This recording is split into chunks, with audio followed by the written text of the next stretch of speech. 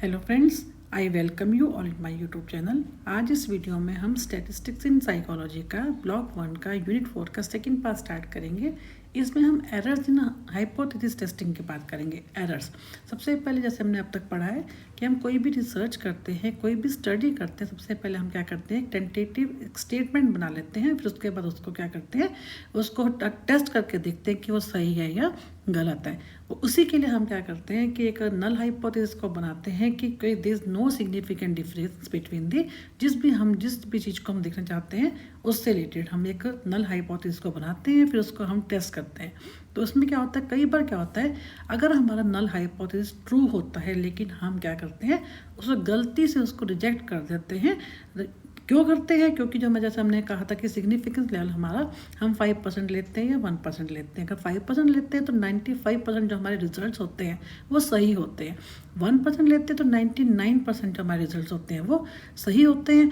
और जो हम 5% लेते हैं या 1% होते हैं लेवल ऑफ सिग्निफिकेंस, इसको हम ड्यू टू चांस फैक्ट हम मानते हैं। जैसे मान लीजिए हमने कुछ सैंपल लिए, वो हमने ठीक से नहीं लिया, या जो सैंपल है वो रिप्रेजेंटेटिव नहीं है हमारी होल पॉपुलेशन का। तो इसमें क्या होता है कि in testing any hypothesis we get only 2 results. कौन कौन से? या तो हम उसको एक्सेप्ट कर लेते हैं या हम उसको रिजेक्ट करते हैं। अब इसमें क्या होता है, कई बार क्या होता है, हाइपोथेसिस ट्रू होता है लेकिन हम उसको क्या करते हैं, रिजेक्ट करते हैं। इसको हम क्या बोलते हैं, टाइप 1 एरर। कई बार क्या होता है, हमारा हाइपोथेसिस गलत होता है लेकिन तब भी हम उसको एक्सेप्ट कर लेते हैं। ये हमारा क्या होता है, type 2 error.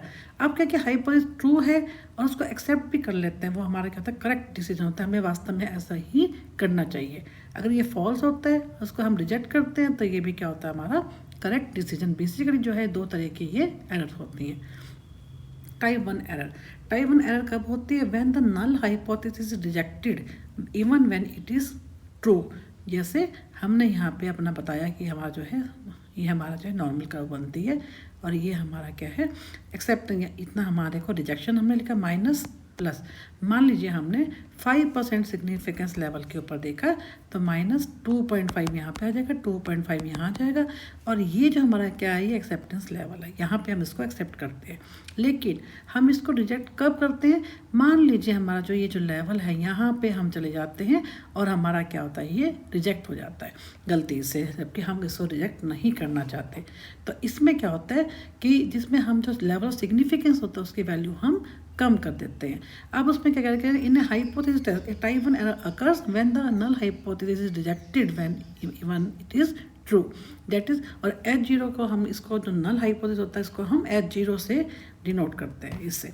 For example, in a clinical trial of a new drug, null hypothesis क्या क्या कहेगा कि जो नई ड्रग है और जो ओल्ड ड्रग है उनमें कोई भी डिफरेंस नहीं है, या कि वो क्या कहता है, my date the new drug is no better on average than the current drug, यानी कोई भी there is no significant difference between the 2 drugs on the average. ये हमारा क्या हो जाएगा, नल हाइपोथेसिस हो जाएगा। अब टाइप 1 एरर कब हो जाएगी? इफ वी कैन कंक्लूड, हम जानते कोई डिफरेंस नहीं है, ठीक है, तब भी हम क्या कहते हैं कि उनका हम सोचते हैं कि नहीं डिफरेंस आ रहा है। जब हम गलती से क्या करते हैं, रिसर्च हाइपोथेसिस को या ऑल्टरनेटिव हाइपोथेसिस को एक्सेप्ट कर लेते हैं। A type 1 error would occur if concluded that the 2 drugs produce different effects when in fact there was no difference between them. यानी वास्तव में जो हमारा नल हाइपोथेसिस होता है वो सही है लेकिन हम उसको क्या करते हैं, रिजेक्ट कर देते हैं। इसको रिजेक्ट करने का मतलब क्या है, जो ऑल्टरनेटिव को हम क्या करते हैं, एक्सेप्ट कर लेते हैं। यानी हम वास्तव में तो उनमें कोई डिफरेंस नहीं है ड्रग्स में, लेकिन हम उसको गलती से क्या करते हैं, हम ये कहते हैं कि जो नई ड्रग है वो ज़्यादा इफेक्टिव है या कम इफेक्टिव है, यानी हम कोई ना कोई उसमें डिफरेंस हम दिखा देते हैं। तो ये हमारी क्या होता है, type 1 error. A type 1 error is often considered to be more serious होती है एंड देयर फाइव, इसलिए बोला जाता है इसको हम, क्योंकि गलती से हम वास्तव में डिफरेंस नहीं है तभी हम उसको डिफरेंस दिखा देते हैं, तो ऑब्वियसली ये जो है इसको हमें अवॉइड करना चाहिए। The hypothesis test procedure is therefore adjusted. अब इसके बेस पे हम क्या करते हैं, उसको एडजस्ट करते हैं, so that there is guaranteed low probability of rejecting the null hypothesis. यानी जैसे हमने कहा कि हमने 5 पे लिया इसको, ठीक है, 5 के ऊपर। अब इसको 5 की जगह हम इसको क्या करेंगे, हम इसको थोड़ा कम लें। यानी कम का मतलब क्या है, 5 की जगह हम इसको जैसे जितना 1% की बात करते हैं, जितना 1% लेते हैं उतना हमारी क्या होती है, टाइप 1 एरर उतनी कम होती है, टाइप 2 एरर हमारी ज़्यादा होने के चांसेस होते हैं। तो इसमें क्या कह रहा है कि exactly probability of type 1 error is generally unknown. जब उसमें हम क्या करते हैं, जो हमारा जो लेवल होता है हम उसको थोड़ा सा कम कर देते हैं। If we do not reject the null hypothesis it may still be false. Type 1 as a sample may not be big enough. कई बार क्या होता है, अगर हम उसको रिजेक्ट नहीं भी करते नल हाइपोथेसिस को, लेकिन उसमें वो कहता है, कई बार कहता है if do not reject null hypothesis it may still be false. अगर हम उसको रिजेक्ट नहीं भी करते तभी वो गलत हो सकता है, क्योंकि जो हमने सैंपल लिया है वो थोड़ा छोटा सैंपल है। जितना ज़्यादा सैंपल साइज बड़ा लेंगे उतना ही जो क्या होगा वो representative of the whole population होगा। म्यू के सैंपल क्या है हमारा एक्स बार, ये हमारा सैंपल का मीन है, उतना ही वो क्या होगा क्लोज टू क्या होगा म्यू, जो हमारे पॉपुलेशन पूरी पॉपुलेशन जिसका वो रिप्रेजेंटेटिव है उसका क्या होगा उसके नज़दीक होगा। तो for any given set of data type 1 and type 2 are inversely related. यानी अगर टाइप 1 होगी तो टाइप 2 नहीं होगी, टाइप 2 होगी तो टाइप 1 नहीं होगी। यानी अगर हमारे को उसको एक्सेप्ट करना है तो हमारे को क्या करना है कि जो लेवल है उतना हमारे को क्या उसकी वैल्यूज़ को बढ़ाना है या कम करना है। ठीक है, अब हम बात करेंगे टाइप 2 एरर। टाइप 2 में क्या होता है, when the null hypothesis as zero is not rejected when even then it is false. अगर गलत भी है तब भी हम क्या करते हैं उसको एक्सेप्ट कर लेते हैं। जब हम वो गलत है, हमें पता है कि वो गलत है, तब भी हम उसको क्या करते हैं एक्सेप्ट कर लेते हैं। For example in a clinical trial of a new drug null hypothesis might be that new drug is no better. हम ये मानते हैं जो नई ड्रग आई है, भले ही हमें पता है उसका कोई इम्पैक्ट नहीं है, वो नई ड्रग जो है एग्जिस्टिंग जो ड्रग है उससे बहुत अच्छी नहीं है, पर इवन देन हम क्या करते हैं उसको एक्सेप्ट कर लेते हैं। There is no difference between the two drugs. हमें पता है कि हम उसको रिजेक्ट इज नॉट रिजेक्टेड मतलब कि हम उसको एक्सेप्ट कर लेते हैं। हमें ये पता है कि वास्तव में दोनों ड्रग्स में सिग्निफिकेंट डिफरेंस है, बट इवन देन हम अपनी गलती से, चाहे वो सैंपल के कारण या चांस फैक्टर हमारे के उसके कारण, हम क्या करते हैं कि हम इसको एक्सेप्ट कर लेते हैं। तो a type 2 error would occur if it was calculated that two drugs produce the same effect, that is there is no difference between two drugs on an average। वास्तव में क्या होता है, जैसे हमने भी बात की कि उसको नहीं ये चीज़ इस एरर के लिए जिसके अंदर हम क्या करते हैं कि हमें पता है कि नल हाइपोथेसिस जो है हमारा हम वो गलत है, तब भी हम उसको एक्सेप्ट करते हैं, जिसको बेस पे हमारा क्या होता है पर जो रिजल्ट होता है वो क्या होता है गलत हो जाता है। A type 2 error is frequently due to small to sample size being too small. ये कब होती है टाइप 2 एरर, जब हमारा जो सैम्पल साइज होता है वो हम काफ़ी कम लेते हैं। जितना ज़्यादा कम सैम्पल साइज होगा उतने ही ज़्यादा हमारा जो रिजल्ट आएंगे that are not the representative of the whole population। तो इसलिए क्या कहते हैं कि the probability of a type 2 error is symbolized by अब जो इन्होंने क्या किया इसको उससे किया टाइप 2 एरर को कि क्या है टाइप 2 एरर को इससे किए जो कि अननोन होता है। Type 2 error can also be refer to an error of the second kind.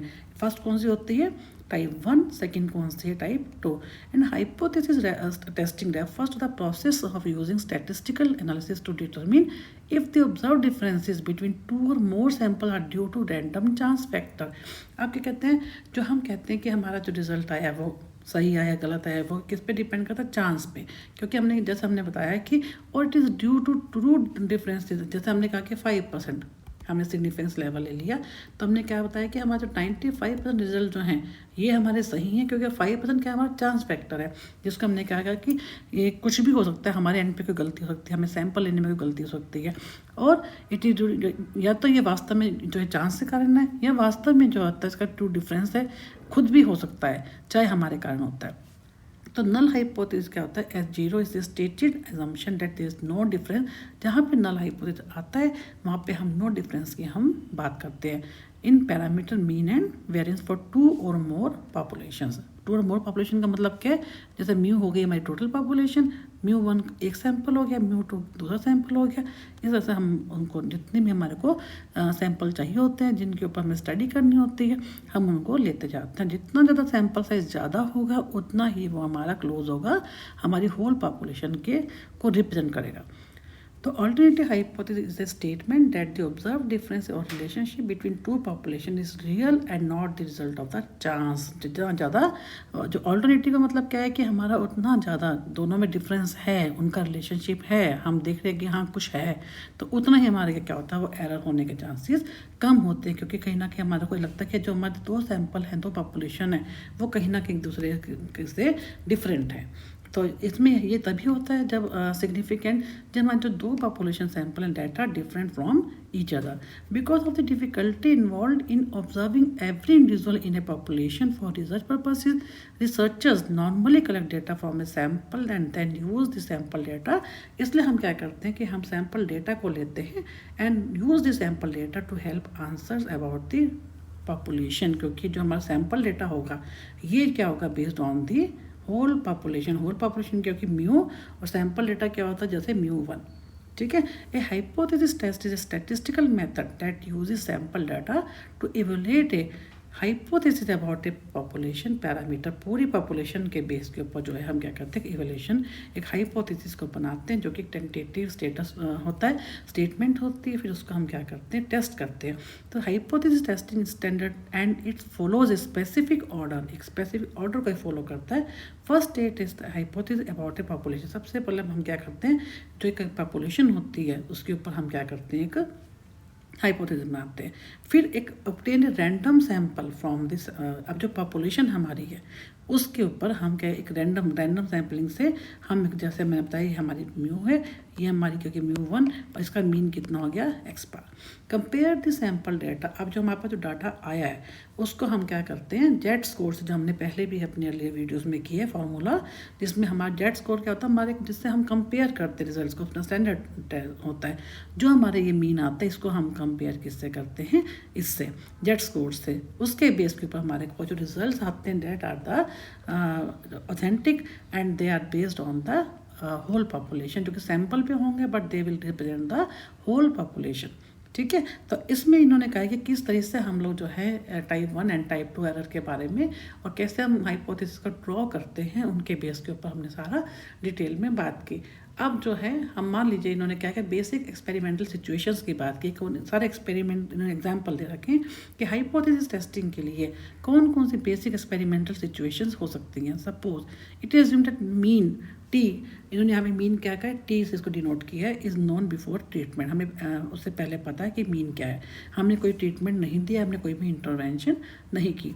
तो जैसे आपको याद होगा आपने विटामिन का जो हमने एग्जांपल दिया था, विटामिन में हमने क्या किया था, मीन क्या था हमारा 14 मंथ्स था कि बच्चे जो थे वो 14 मंथ्स में चलते थे।